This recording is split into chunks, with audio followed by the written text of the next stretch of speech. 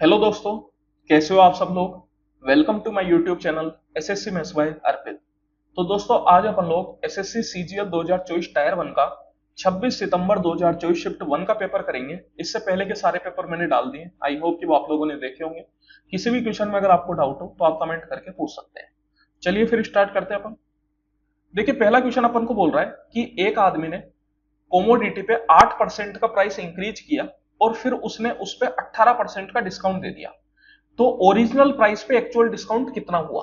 इसका मतलब क्या कि जैसे एक्चुअल प्राइस मैंने मानी 100 रुपए, तो इंक्रीज प्राइस कितनी हो जाएगी 100 रुपए पे 8% का इंक्रीज, डेट मीन 108 रुपए। और इस 108 रुपए पे मैंने 18% का दे दिया डिस्काउंट। तो 108 पे 18% का डिस्काउंट कितना हो जाएगा। कोई भी चीज को अपन 100% मानते हैं, 18% का डिस्काउंट मतलब 82%। तो 108 का 82%, तो 108 का 82% कितना आएगा, कैलकुलेट कर लीजिए। 108 दूनी 216, 21 के लिए चला गया। 108 का 8 बार में 864, 864 प्लस 21 885, और 100 से अगर आप डिवाइड करोगे तो ये हो जाएगा 88.56।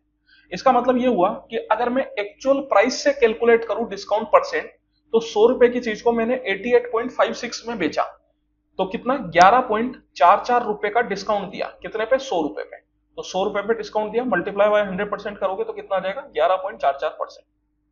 दैट मीन्स कि अगर ओरिजिनल प्राइस पे अपन देखें तो 11.44% का डिस्काउंट दिया गया है। एक पाइप दूसरे पाइप की तुलना में किसी टैंक को 4 गुना तेजी से भर सकता है और दोनों पाइप मिलके उस टैंक को 48 मिनट में भर देते हैं, तो जो स्लोअर पाइप है वो अकेला टैंक को कितनी देर में भर देगा, ये अपन से पूछा जा रहा है। तो यहां पे आप देखिए, अगर मैं एफिशिएंसी निकालना चाहूं तो क्या हो जाएगी। जैसे कि मैंने मान लिया कि जो स्लोअर पाइप है उसकी एफिशिएंसी है 1 लीटर पर मिनट की, वो हर मिनट टैंक में 1 लीटर पानी डालता है। तो जो फास्टर पाइप है जिसकी एफिशिएंसी 4 टाइम है, वो क्या हो जाएगा, 1 का 4 गुना मतलब 4। दैट मीन्स कि वो हर मिनट 4 लीटर पानी डालेगा। अब बोला जा रहा है कि दोनों पाइप मिलकर 48 मिनट में भरते हैं, तो टैंक की टोटल कैपेसिटी अपन निकाल सकते हैं। टोटल कैपेसिटी इक्वल टू क्या होता है, एफिशिएंसी मल्टीप्लाई बाय टाइम। तो देखिए एफिशिएंसी कितनी हो जाएगी, ये हर मिनट 4 लीटर डालेगा, ये हर मिनट 1 लीटर डालेगा, मतलब हर मिनट मिलके 4 प्लस 1 5 लीटर पानी डालेगा, और दोनों मिलके 48 मिनट में अगर भर देंगे तो टोटल कैपेसिटी हो गया 5 लीटर पर मिनट इंटू 48 मिनट। तो यहां पे आप देखिए मिनट से मिनट आपका कैंसिल आउट हो गया। दैट मींस कितना आ गया 240 लीटर। इसका मतलब जो टैंक की टोटल कैपेसिटी है वो हो गई 240 लीटर। अब बोला जा रहा है कि स्लोअर पाइप जो है वो टैंक को कितनी देर में भरेगा। तो स्लोअर पाइप हर मिनट 1 लीटर पानी डालता है, 240 लीटर का टैंक है, तो मैं बोल सकता हूं 240 लीटर बटा 1 लीटर पर मिनट। तो यहां पे आप देख सकते हैं लीटर से लीटर कैंसिल आउट हो जाएगा, तो ये कितना आ गया 240 मिनट। इसका मतलब जो स्लोअर पाइप है वो टैंक को 240 मिनट में भर देगा। Two athletes are participating in a race on a circular track of 220 metre. देखिए दो एथलीट्स एक सर्कुलर ट्रैक में पार्टिसिपेट कर रहे हैं और सर्कुलर ट्रैक की जो लेंथ है वो अपन को दे दी 220 मीटर। बोला जा रहा है कि Ravi runs at the speed of 22 metre per second while Kapil runs at the speed of 11 metre per second. Ravi की स्पीड है 22 मीटर पर सेकेंड, कपिल की है 11 मीटर पर सेकेंड। दोनों सेम पॉइंट पे सेम टाइम पे सेम डायरेक्शन में भागना स्टार्ट करते हैं। तो अपन से पूछा जा रहा है कि वो पहली बार कितनी देर के बाद मिलेंगे। तो देखिए जब कभी भी इस तरीके का सवाल आए तो डायरेक्ट क्वेश्चन होता है। यहाँ पे एक तरीके से टाइम आपसे पूछा जा रहा है, टाइम इक्वल टू हो जाता है distance upon relative speed. Relative speed का मतलब क्या है कि अगर वो सेम डायरेक्शन में भाग रहे हैं तो रिलेटिव स्पीड हो जाएगी s1 माइनस s2, और अगर वो अपोजिट डायरेक्शन में भाग रहे हैं तो रिलेटिव स्पीड हो जाएगी s1 प्लस s2। तो यहाँ पे बोल रहा है कि सेम डायरेक्शन में भाग रहे हैं इसलिए s1 माइनस s2, और जो डिस्टेंस है वो तो सर्कुलर ट्रैक की लेंथ हो जाएगा मतलब 220 मीटर। तो स्पीड कितनी हो गई s1 माइनस s2 मतलब 22 माइनस 11। और यहाँ पे आपको स्पीड पहले से मीटर पर सेकंड में दे रखी है, डिस्टेंस मीटर में दे रखा है, तो यहाँ पे कुछ भी कन्वर्जन करने की जरूरत नहीं है, डायरेक्ट जो अपना टाइम आएगा वो सेकंड में आ जाएगा। तो 22 माइनस 11 हो गया 11, 11 से अगर अपन इसको काटेंगे तो कितनी बार में कट जाएगा 20 बार में। मीटर से मीटर कैंसिल आउट और ये सेकंड ऊपर चला जाएगा मतलब 20 सेकंड। इसका मतलब पहली बार वो 20 सेकंड के बाद मिलेंगे। Annual income of 5 school in lake. यहाँ पे आप देखिए आपको एक टेबल दे रखी है, ये जो टेबल है वो 5 स्कूल की एनुअल इनकम दिखाती है। बोला जा रहा है in case of how many schools the income by semester fee is less than 3 times of donation. तो कितने स्कूल में जो सेमेस्टर फी है वो डोनेशन के 3 गुना से कम है। That means semester less than 3 times donation. ये कितने स्कूल में, ये अपन से पूछा जा रहा है। तो चलिए एक एक करके पांचों स्कूलों को अपन को चेक करना पड़ेगा। डोनेशन और सेमेस्टर फी, केवल इन दोनों रो से ही अपना काम है। ये ट्यूशन फी, मिसलनियस या टोटल, इन तीनों से कोई मतलब नहीं है, तो इन तीनों को आपको देखना भी नहीं है, केवल सेमेस्टर फी और डोनेशन पे नजर रखिए। तो देखिए डोनेशन का 3 गुना, तो 14 3 42, तो क्या 43 से छोटा है क्या? नहीं है, इसका मतलब ये पॉसिबल नहीं है, क्योंकि यहाँ पे सेमेस्टर फी अपन को डोनेशन के 3 टाइम्स से कम हो वो ही स्कूल लेने। 17 51, क्या 51 56 से बड़ा है क्या? मतलब एक तरीके से 56 क्या 51 से छोटा है क्या? नहीं है, तो ये भी पॉसिबल नहीं है। फिर 14 42, अब बोला जा रहा है क्या 39 42 से छोटा है क्या? तो बिल्कुल है। इसका मतलब एक तो स्कूल जेड जो है उसमें सेमिस्टर फी डोनेशन के 3 टाइम से कम हो जाएगी। फिर 50 150, क्या 89 150 से छोटा है क्या? बिल्कुल है। इसका मतलब स्कूल यू में भी सेमिस्टर फी जो है वो 3 टाइम डोनेशन से कम हो जाएगी। और अगर मैं स्कूल वी की बात करूं तो 19 30 हो जाता है 57, क्या 57 59 से बड़ा है क्या? मतलब क्या 59 57 से छोटा है क्या?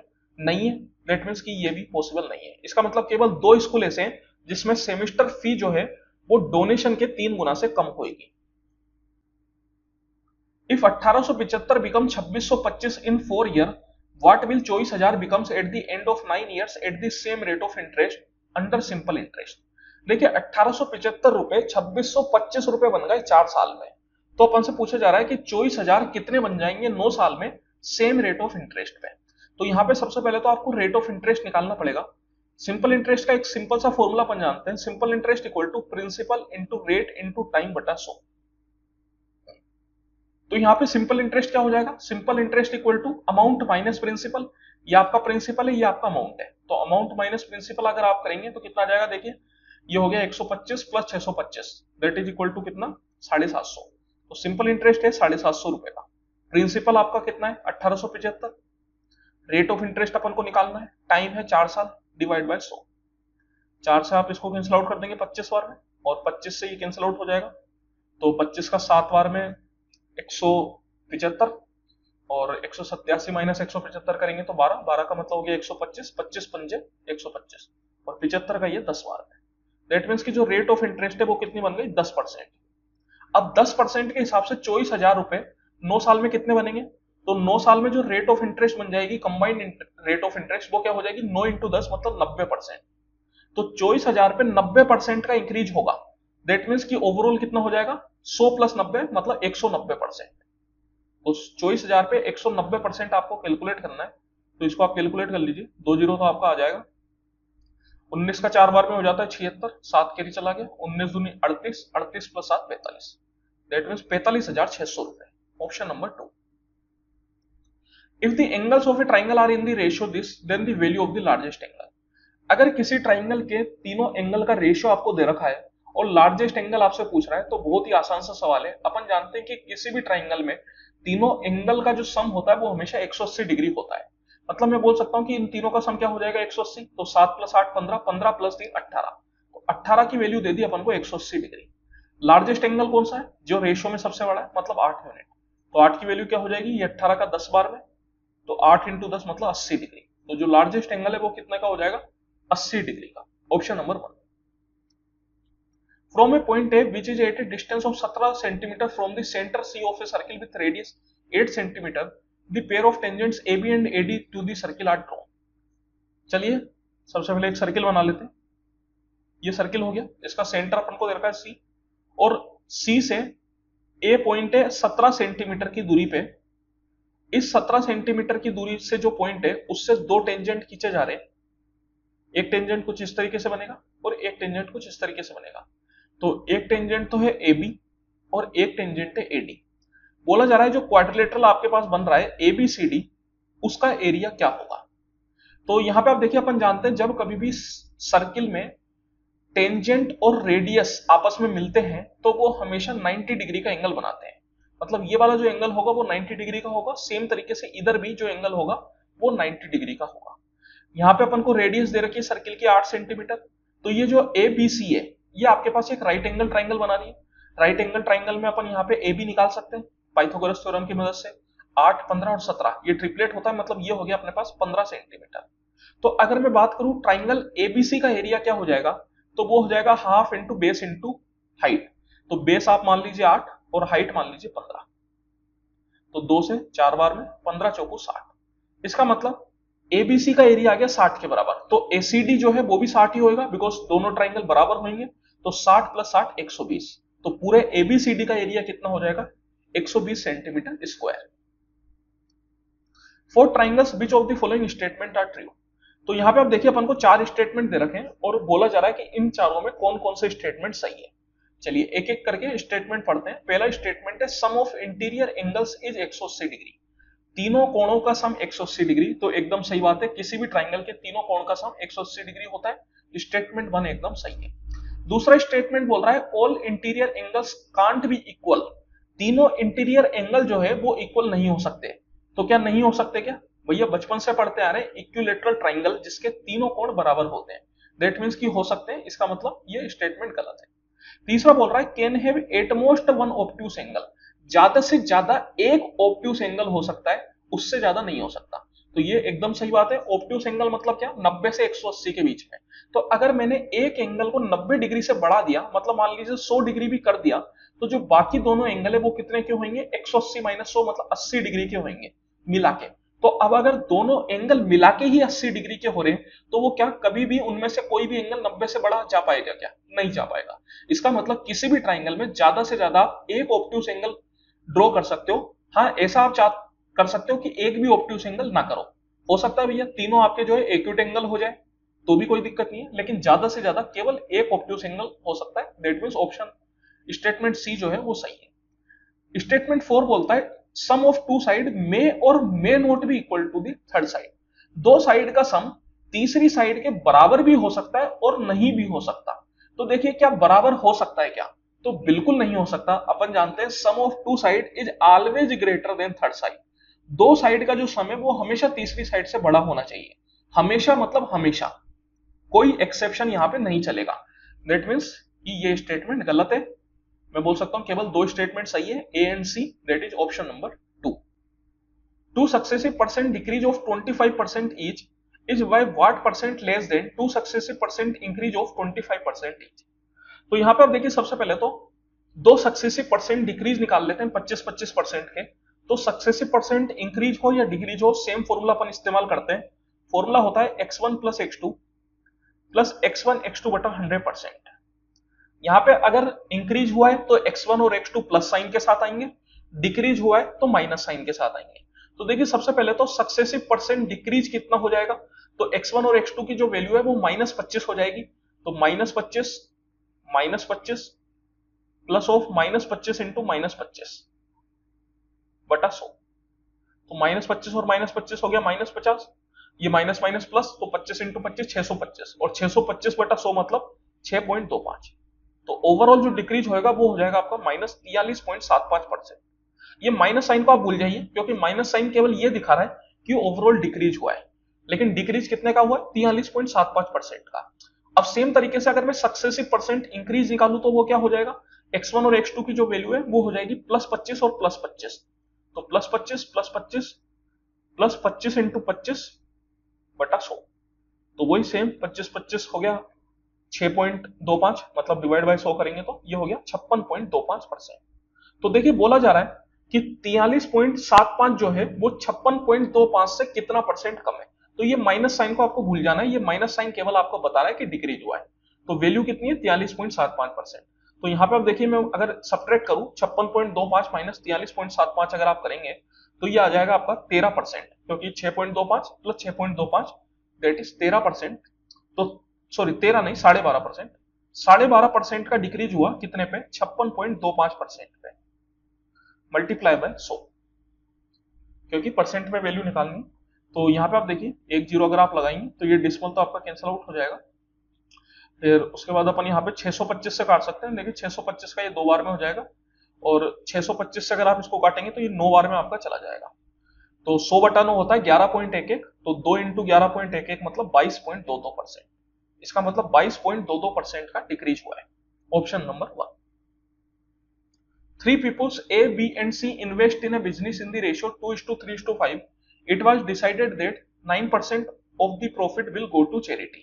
If the total profit was 2,50,000, then find the share of C in profit. तो देखिए बोला जा रहा है तीन लोग ए, बी और सी किसी बिजनेस में 2, 3 और 5 के रेशियो में इन्वेस्ट करते हैं।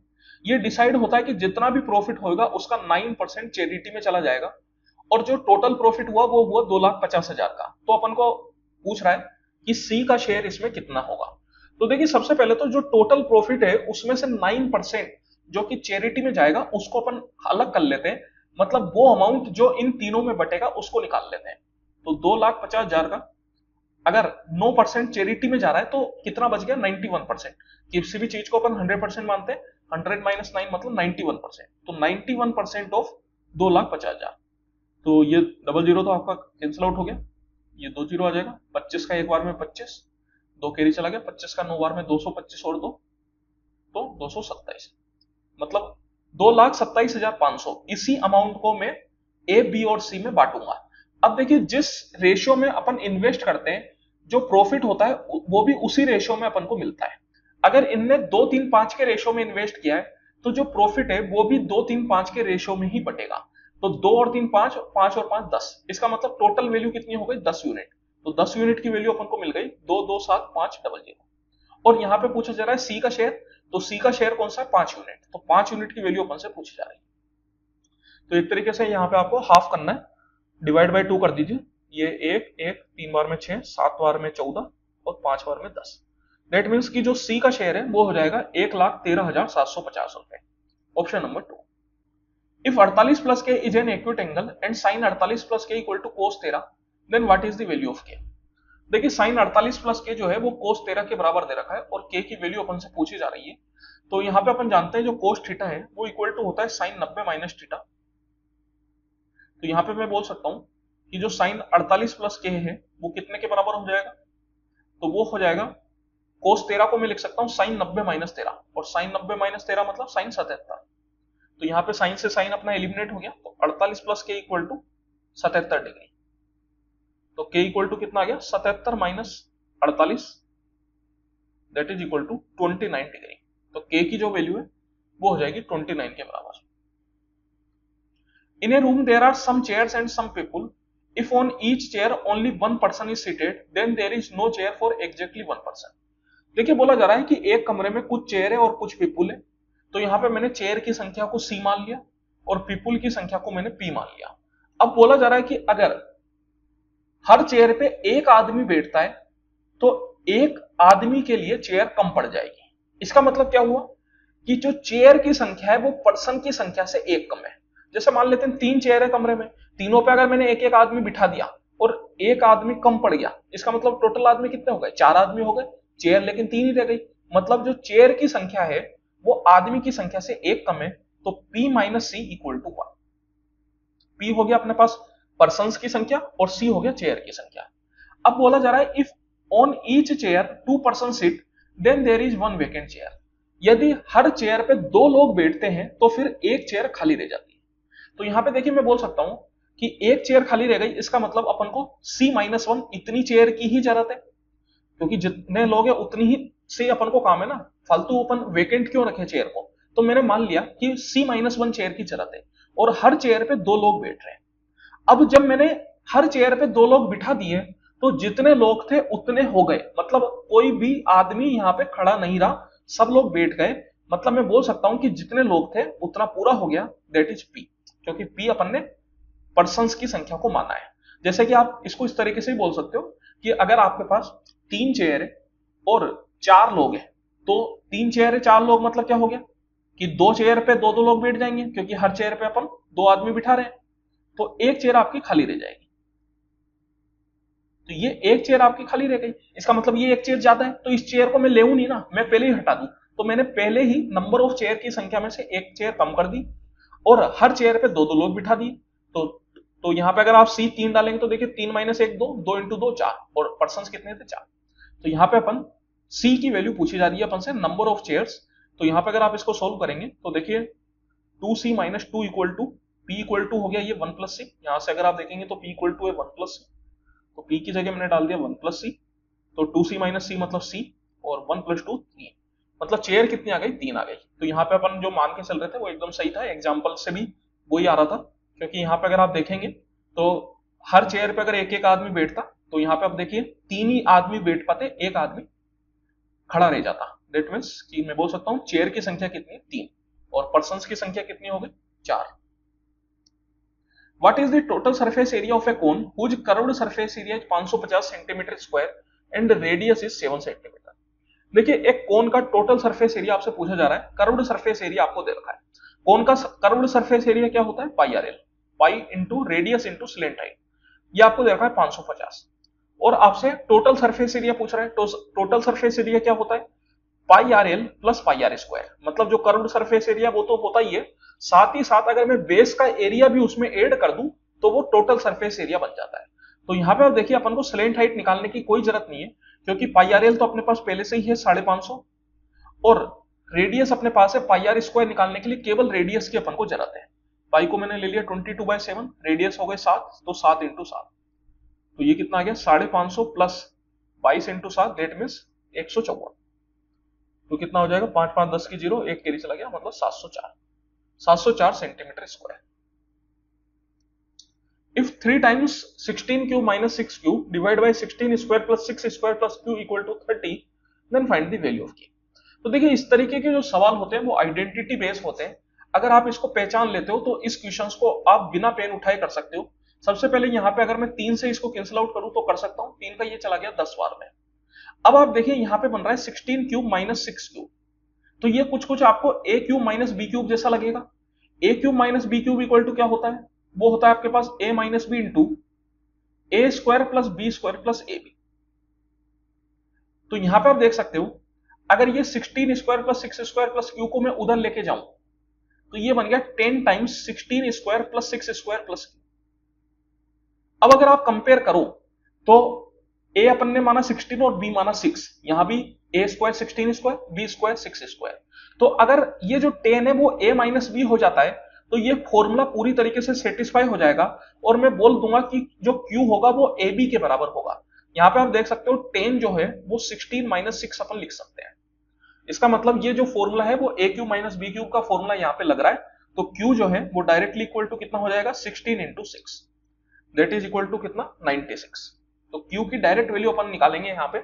अब ये चीज को आप यहाँ पे डायरेक्ट भी देख सकते थे, 10 जो है वो 16 माइनस 6 है, मतलब आप समझ गए कि ये फॉर्मूला लग रहा है। इसका मतलब Q क्या होगा, इन दोनों नंबर का multiple.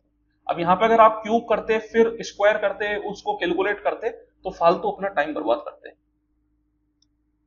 If a is an acute angle and tan a plus cot a equal to 2, then find the value of this। देखिए जब कभी भी आपको tan a plus cot a equal to 2 दे रखा है तो आप खुश हो जाइए, क्योंकि ये बहुत ही आसान सवाल है। यहाँ पे जो a है वो इक्वल टू हो जाएगा 45 डिग्री, क्योंकि 45 डिग्री पे tan और cot दोनों 1 1 के बराबर हो जाता है, और 1 + 1 = 2, तो a इक्वल टू 45 इसमें सेटिस्फाई कर जाता है। मतलब tan a भी 1, cot a भी 1। तो अब किसी भी चीज की वैल्यू आपसे पूछे कोई दिक्कत नहीं है, tan a 1 है, 1 की कुछ भी पावर रखो कोई फर्क नहीं पड़ता, कोट भी 1 है, 1 की कुछ भी पावर रखो कोई फर्क नहीं पड़ता। सेक यहाँ पे a जो है वो कितना था, 45, तो सेक 45 कितना होता है, सेक 45 होता है √2 के बराबर। √2 का स्क्वायर अगर आप करोगे तो कितना आ जाएगा, 2 आ जाएगा। तो 7 - 6 1, और ये 1 + 16 मतलब 17, that is option number 4। The following figure shows the production of mobile in lakh units of 4 cities in different years. Study the figure and answer the question।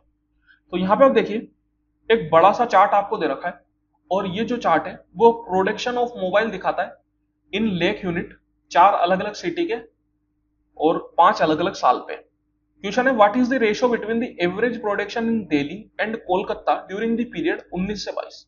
तो 2019 से लेके 2022 तक जो कोलकाता और दिल्ली का एवरेज प्रोडक्शन है उसका रेशियो अपन से पूछा जा रहा है। तो चलिए दिल्ली की अगर मैं बात करूं तो देखिए दिल्ली कौन सा, ये ब्लू कलर का, तो 2019 में ये है, 2020 में, फिर 2021 में, और ये 2022। तो रेशियो निकालने के लिए सबसे पहले अपन क्या करते हैं, इनका सम निकाल लेते हैं। डेविएशन मेथड भी इस्तेमाल कर सकते हैं लेकिन उसकी जरूरत नहीं है। यहाँ पे आप डायरेक्ट सम निकाल लीजिए, आपका काम हो जाएगा। 600 + 400 हो गया 1000, 1000 + 800 1800, 1800 + 300 हो गया 2100, और 50 और 50 और है, दैट मीन 2200। तो रेशियो मतलब 2200 आ गया आपका सम, और एवरेज निकालना है तो एवरेज निकालने के लिए डिवाइड बाय 4। अब इसका आपको रेशियो लेना है कोलकाता के साथ। तो कोलकाता में कितने लोग हैं, तो यहाँ पे आप देखिए कोलकाता कौन सा है, ये येलो कलर का, दैट मीन 600, 500, 400, सॉरी ये 600 वाला अपन को नहीं लेना क्योंकि 2018 से मतलब नहीं है। तो 500, 400, 250 और 650, ये चार को ही लेना है। 2018 को यहाँ पे इन्वॉल्व नहीं करना क्योंकि उसने 2019 से 2022 पूछा है।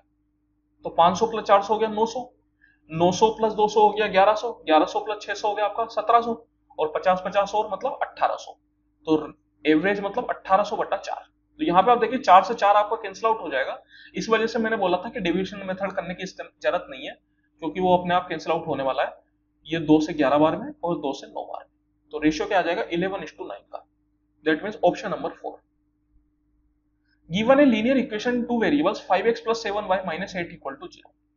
देखिए एक लीनियर इक्वेशन अपन को दे रखी है 5x plus 7y minus 8 equal to 0, और बोला जा रहा है कि इन चारों ऑप्शन में से कौन सी लीनियर इक्वेशन इसके साथ नो सॉल्यूशन देगी, मतलब कोई भी सॉल्यूशन नहीं देगी। तो देखिए नो सॉल्यूशन की कंडीशन क्या होती है, जैसे कि कोई दो इक्वेशन अगर मैं लेना चाहूं तो a1x plus b1y plus c1 equal to 0 और a2x plus b2y plus c2 equal to 0, ये अपन लाइन की जनरल इक्वेशंस मानते हैं। तो नो सॉल्यूशन का केस में x और y का कोफिशिएंट जो है, मतलब x और y के कोफिशिएंट का रेशियो जो है वो बराबर होना चाहिए, लेकिन कांस्टेंट टर्म का रेशियो बराबर नहीं होना चाहिए। मतलब a1 by a2 equal to b1 by b2 but not equal to c1 by c2। तो नो सॉल्यूशन अपन को कब मिलता है, जब इक्वेशंस पैरेलल हो। अगर दोनों इक्वेशन पैरेलल है तो फिर अपन को वो नो सॉल्यूशन देगी। और इक्वेशंस पैरेलल कब होगी, जब x और y के कोफिशिएंट का रेशियो बराबर होगा बट कांस्टेंट का रेशियो बराबर नहीं होगा। अगर कांस्टेंट का भी रेशियो बराबर हो गया तो फिर दोनों इक्वेशंस एकदम इक्वल हो जाएगी और वो दोनों इक्वेशन जो है वो आपको इनफाइनाइट मेनी सॉल्यूशन देगी। तो बस नो सॉल्यूशन और इनफाइनाइट मेनी सॉल्यूशन के केस में केवल इतना सा डिफरेंस है कि यहाँ पे कांस्टेंट का रेशियो बराबर नहीं होता। तो अब अपन को चेक करना है कि ऐसी कौन सी इक्वेशन है जो इस इक्वेशन के साथ x और y के कोफिशिएंट का रेशियो तो इक्वल दे लेकिन कांस्टेंट का इक्वल नहीं दे। तो यहाँ पे अगर आप देखेंगे तो इक्वेशन नंबर 3 देखिए, यहाँ पे अगर मैं रेशियो लूंगा तो 5/5 इक्वल टू 7/7 आएगा, बट नॉट इक्वल टू हो जाएगा -8/-16, क्योंकि -8/-16 अगर आप करेंगे तो 1/2 का रेशियो आएगा, लेकिन 5/5 1 हो गया और 7/7 भी 1 हो गया। तो 1 equal to 1 but not equal to half. तो यहाँ पे मैं बोल सकता हूँ कि इक्वेशन नंबर जो 3 है वो अपनी सेटिस्फाई कर जाएगी, बाकी तीनों ऑप्शन सेटिस्फाई नहीं करेंगे। इवेल्यूएट द गिवन एक्सप्रेशन, देखिए इसको सोल्व करना है। ये एक आसान सा क्वेश्चन है, इसको आप बेसिक मैथमेटिक्स मतलब बेसिक ट्रिग्नोमेट्री से करो या फिर आप थीटा की कोई वैल्यू डाल के करो, दोनों में उतना ही आसान पड़ेगा, कोई दिक्कत वाली बात नहीं है। दोनों से कर लेते हैं अपन। थीटा की अगर मैं वैल्यू डालूं तो यहाँ पे देखिए आप थीटा इक्वल टू 45 डाल दीजिए, 0 और 90 आप यहाँ पे नहीं डाल सकते बिकॉज कोट और टेन इन दोनों में से एक एक 0 और 90 पे नॉट डिफाइन हो जाता है, इस वजह से 0 और 90 यहाँ पे अपन नहीं डाल सकते। थीटा इक्वल टू 45 अगर आप डालेंगे तो 5/1 प्लस कोट 45 क्या होता है 1 के बराबर होता है, 1 का स्क्वायर करोगे तो 1 ही आ जाएगा। सेम तरीके से टेन 45 भी 1 होता है, 1 का स्क्वायर 1। फिर कोस 45 की अगर मैं बात करूं तो वो क्या होता है 1/√2 और 1/√2 का स्क्वायर 1/2। तो 5/2 प्लस 3/2 मतलब 8/2 और ये 2 से 2 कैंसिल आउट मतलब 1, दैट मींस 4 + 1 5। तो आंसर क्या हो जाएगा ऑप्शन नंबर 3। यही अगर अपन बेसिक ट्रिग्नोमेट्री से करते तब भी इतना ही आसान था, क्योंकि 1 प्लस कोट स्क्वायर थीटा जो होता है वो अपन जानते हैं कोसेक स्क्वायर थीटा हो जाता है। तो 1 प्लस कोट स्क्वायर थीटा क्या, कोसेक स्क्वायर थीटा, और कोसेक स्क्वायर थीटा जो होता है वो इक्वल टू हो जाता है 1/sin स्क्वायर थीटा। और सेम तरीके से 1 + tan स्क्वायर थीटा जो होता है वो इक्वल टू हो जाता है सेक स्क्वायर थीटा, और sec square theta equal to हो जाता है 1/cos स्क्वायर थीटा। तो यहां पे आप देखिए 1 + कोट स्क्वायर थीटा आपका बन गया 1/sin स्क्वायर थीटा, और ये 1/sin स्क्वायर थीटा ऊपर जाएगा तो ये बन जाएगा 5sin स्क्वायर थीटा। फिर सेम तरीके से मैं बोल सकता हूं कि 1 + tan स्क्वायर थीटा बन जाएगा 1/cos स्क्वायर थीटा, और ये 1/cos स्क्वायर थीटा अगर ऊपर जाएगा तो ये बन जाएगा 3cos स्क्वायर थीटा। और यहाँ पे जो 2cos स्क्वायर थीटा है उसको आप ऐसे रहने दीजिए, उसमें कोई भी चेंज करने की जरूरत नहीं है। तो यहाँ पे आप देखिए 5 3 और 2 हो गया 5cos स्क्वायर थीटा, और अपन जानते हैं कि 5 कॉमन आ जाएगा तो sin square plus cos square, तो sin square plus cos square equal to 1, तो ये आ गया आपके पास 5 के बराबर। तो देखिए जब आप इस क्वेश्चन को करेंगे तो इतना सब लिखने की जरूरत आपको नहीं पड़ेगी। अगर ये सब फॉर्मूला आपको पता है तो मुंह जबानी भी आप इस क्वेश्चन को कर सकते हैं, और आपको उतना ही टाइम लगेगा जितना थीटा की वैल्यू पुट करने पे लग रहा है। A number whose fifth part increase by 5 is equal to its third part decrease by 7, find half of the number. देखिए मैंने नंबर को मान लिया x, अब बोला जा रहा है कि नंबर का फिफ्थ पार्ट को अगर मैं 5 से इंक्रीज करता हूं तो सबसे पहले तो नंबर का फिफ्थ पार्ट निकाल लीजिए। फिफ्थ पार्ट मतलब 1/5, तो 1/5 ऑफ x, इसको मैंने 5 से इंक्रीज कर दिया मतलब +5 कर दिया। तो ये बराबर हो जाता है अगर नंबर के थर्ड पार्ट को 7 से डिक्रीज करें तो ये बराबर है कितना, नंबर के थर्ड पार्ट को 7 से डिक्रीज करना है। नंबर का थर्ड पार्ट मतलब 1/3, तो 1/3 ऑफ x और इसमें मैंने 7 से डिक्रीज कर दिया मतलब -7, तो ये दोनों हो गए बराबर। तो यहां पे क्या हो गया, x/3 minus x/5 equal to, यह आ जाएगा आपके पास 5 + 7, तो ये 5 - 3 that is 2x/15 equal to 12, तो 2 से 6 बार में, तो x इक्वल टू आ गया 15 × 6 मतलब 90। आपको नंबर नहीं निकालना, हाफ ऑफ नंबर निकालना है, तो 90 का आधा करेंगे तो कितना, 45। Study the given table and answer the question that follow. The following table shows the percentage distribution of students in 4 different school during the year 21 से 22। देखिए यहाँ पे अपन को एक टेबल दे रखी है, ये जो टेबल है ये 2021 और 2022 में 4 अलग अलग स्कूल में कितने % बच्चे पढ़ रहे हैं इसका डेटा बताती है। जैसे कि स्कूल 1 में 28% बच्चे हैं, स्कूल 2 में 25% है, स्कूल 3 में 24% है और स्कूल 4 में 23% है। ऑब्वियस है यहाँ पे अपन जो टोटल मानेंगे वो 100% मानेंगे, क्योंकि हमेशा जो अपन को परसेंट का केस होता है तो फिर टोटल 100% ही दिया जाता है। क्वेश्चन है, if there was a total number of 16,000 and 18,000 students during the year 21 and 22 respectively, यदि 2021 में टोटल 16,000 बच्चे पढ़ रहे हैं, मतलब ये जो पूरा है ये है 16,000, और 2022 में 18,000 बच्चे पढ़ रहे हैं, तो पूछा जा रहा है difference in number of students in school 4 in 2022 with respect to 2021। तो स्कूल 4 में 2022 में जितने बच्चे हैं उसका 2021 में स्कूल 4 के बच्चों से डिफरेंस अपन को लेना है। तो स्कूल 4 की अगर मैं बात करूं तो उसमें 2022 में 22% बच्चे हैं। अब ये 22% किसका, 18,000 का, तो सबसे पहले तो 18,000 का 22% निकाल लीजिए, और इसका डिफरेंस लेना है अपन को स्कूल 4 का 2021 के साथ। तो स्कूल 4 में 2021 में कितने % बच्चे, 23% बच्चे हैं, ये 23% किसका, 16,000 का, तो 16,000 का 23% निकाल लीजिए और इनका ले लीजिए डिफरेंस। तो यहां पे आप देखिए 2 0 तो आपका कैंसिल आउट हो ही रहा है, तो उसको तो कैंसिल आउट कर दीजिए। ये 22 का 8 बार में हो जाता है 176, 17 कैरी चला गया, 22 + 17 कितना हो गया आपके पास 39, और 16 × 3 = 48 की 8, 4 कैरी चला गया, 16 दूनी 32 और 4 26। तो डिफरेंस अगर आप लेंगे तो कितना आ जाएगा, 960 - 680, मतलब 16 में से 8 गया 8, 8 में 6 गया 2, तो डिफरेंस आ गया 280 का। That is option number 4। Study the below table and answer the question that follow. For which of the following pair of year are the total export from the 3 companies together equal? तो देखिए यहां पे पूछा जा रहा है कि कौन से पेयर ऑफ ईयर के लिए जो टोटल एक्सपोर्ट होगा तीनों कंपनी का वो बराबर होगा। तो यहां पे अपन को 4 ऑप्शन दे रखे हैं, मतलब 2018 और 2020 का एक्सपोर्ट इक्वल होगा, 2020 और 2021 का इक्वल होगा, 2018 और 2019 का इक्वल होगा, या फिर 2017 और 2018 का इक्वल होगा। तो ये अपन से पूछा जा रहा है। देखिए एक आसान सा क्वेश्चन है, आप यहाँ पे पांचों ईयर का जो टोटल एक्सपोर्ट है उसको निकाल लीजिए। तो यहाँ पे अगर मैं बात करूं तो ये कितना हो जाएगा, 0 0 5 4 9 और ये 4, मतलब 4900। सेम तरीके से यहाँ पे अगर मैं बात करूं तो 0 0 0 4 3 7 और 2 9 9000, यहाँ पे 0 0 5 2 2 4 1 5, फिर यहाँ पे 9000। तो यहाँ पे आप देख सकते हो कि 2018 और 2020 का इक्वल हो रहा है, दैट मीन्स ऑप्शन नंबर 1। अब 2021 को आप निकालो या नहीं निकालो कोई फर्क नहीं पड़ेगा, क्योंकि केवल सिंगल ऑप्शन ही सही हो सकता है। तो जब 2018 और 2020 का इक्वल हो गया तो ऑब्वियस है फिर 2021 का किसी और के साथ इक्वल नहीं हो पाएगा, वरना तो फिर गड़बड़ हो जाएगी। If books bought at prices ranging from 200 से 260 are sold at prices ranging from 250 से 300, what is the greatest possible profit that might be made in selling 25 books.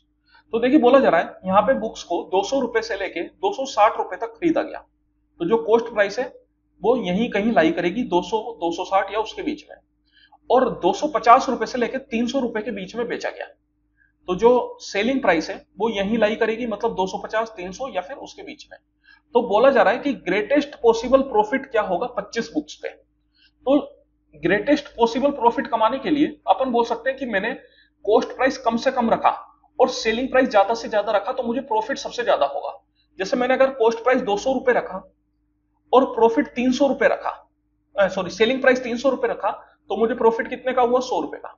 इसके अलावा मैं कुछ भी और लेऊंगा तो उसमें मेरे को प्रॉफिट कम ही मिलेगा। जैसे अगर आपने कॉस्ट प्राइस 200 से ऊपर रखा या सेलिंग प्राइस 300 से कम रखा, तो जो प्रॉफिट है वो 100 रुपए से कम हो जाएगा।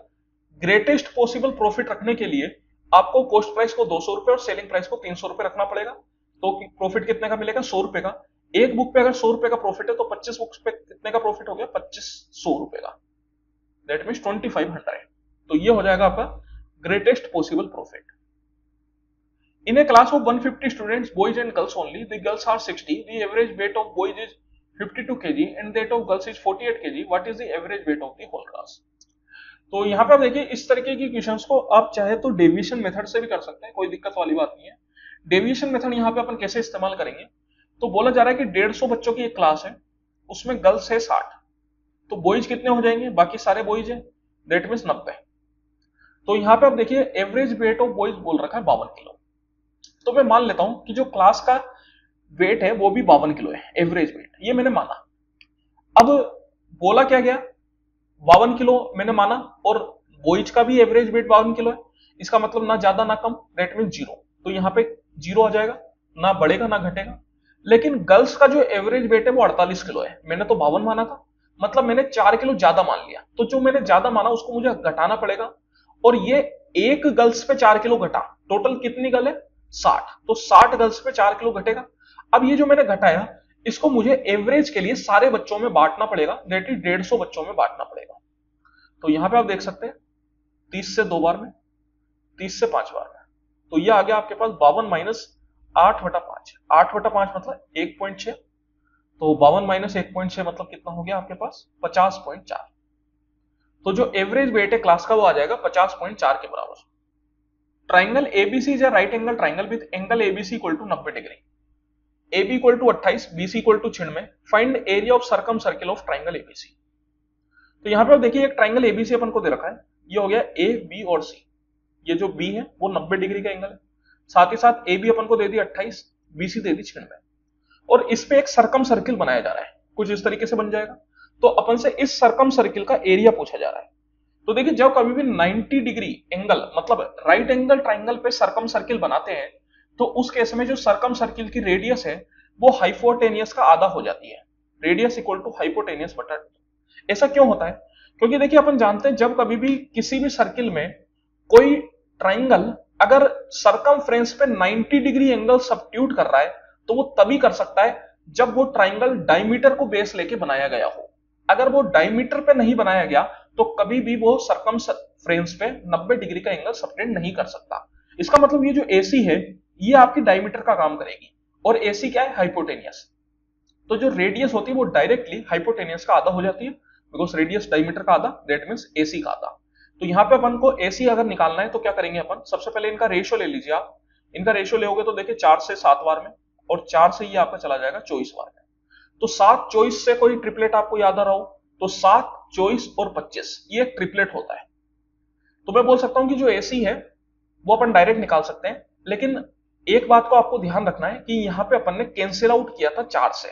तो जब अपन को AC निकालेंगे तो इस ट्रिपलेट को 4 से मल्टीप्लाई करेंगे, बिकॉज ये अपनी ओरिजिनल लेंथ नहीं है। ओरिजिनल लेंथ क्या है? 28 और 96। तो ओरिजिनल लेंथ बनाने के लिए इस ट्रिपलेट को 4 से मल्टीप्लाई करना पड़ेगा। तो 28 96 और 25 चौको 100, तो ये अपनी ओरिजिनल ट्रिपलेट हो जाएगी जो यहाँ पे फॉलो होगी 28 96 और 100। तो ये AC हो गया 100, इसका आधा अगर आप करोगे तो कितना आ जाएगा? 100/2 मतलब 50। आपको निकालना है इस सर्कम सर्किल का एरिया।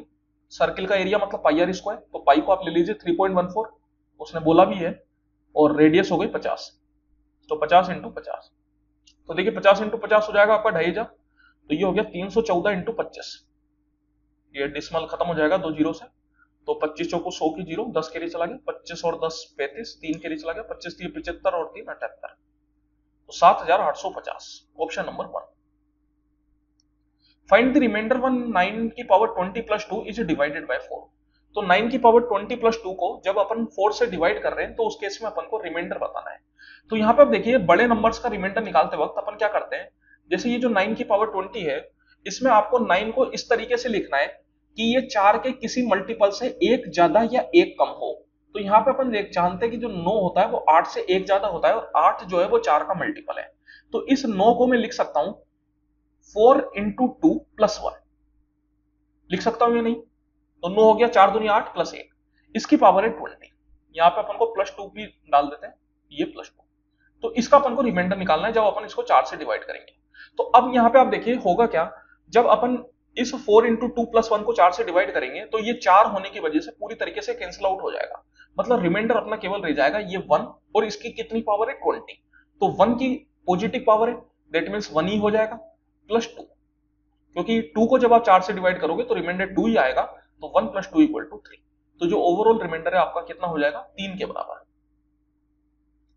चलिए इसी के साथ समय समाप्ति की घोषणा। आई होप कि आप लोगों को मजा आया होगा। किसी भी क्वेश्चन में अगर आपको डाउट हो तो आप कमेंट करके पूछ सकते हैं। वीडियो अच्छी लगी हो तो प्लीज लाइक कर दे करिए, लाइक करने से मोटिवेशन मिलता है और नई वीडियोज बनाने का। चैनल पे नए हैं तो चैनल को सब्सक्राइब कर लीजिए, थोड़ा एक सब्सक्रिप्शन नंबर दिखता है तो अच्छा लगता है कि हाँ भाई काफी लोग जुड़े हैं अपने साथ, और बताने में भी मजा आता है। चलिए फिर मिलते हैं अगली वीडियो में, तब तक के लिए बहुत बहुत धन्यवाद।